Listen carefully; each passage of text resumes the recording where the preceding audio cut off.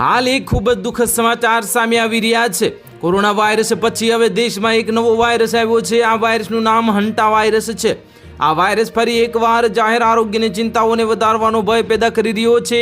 તાજેતરમાં આર્જેન્ટિનાથી કેપ વર્ડે જઈ રહેલા ક્રૂઝ જહાજમાં આ વાયરસથી 3 લોકોના મોત થયા હતા અને આ ચેપ મુખ્યત્વે ઉંદરો દ્વારા ફેલાય છે।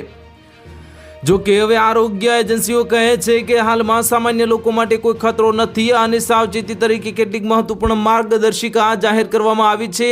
હંટા વાયરસ અંગે ચિંતા વ્યક્ત કરવામાં આવી રહી છે અને ચિંતા પણ વધી રહી છે। જો કે હજુ સુધી કોઈ પણ દેશ આંતરરાષ્ટ્રીય ફ્લાઇટ્સ અંગે કોઈ માર્ગદર્શિકા જારી કરી નથી અને નથી કે કોઈ મોટા હવાઈ મુસાફરી પ્રતિબંધો લાદવામાં આવ્યા।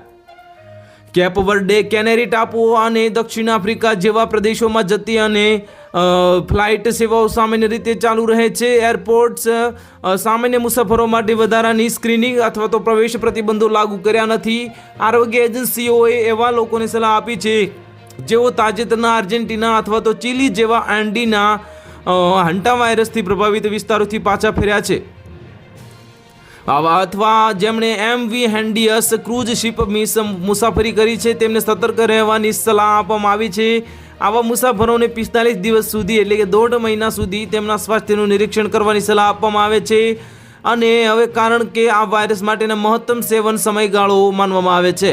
તો હાલ માટે એટલું જ। મળીશું નવી અપડેટ સાથે। જો વિડીયો પસંદ આવતો હોય તો વિડીયોને લાઇક કરી દેજો, ચેનલને સબસ્ક્રાઇબ કરી બાજુમાં આવેલા બેલ આઇકનને દબાવી દો જેથી તમને આવા સમાચારની અપડેટ મળતી રહે।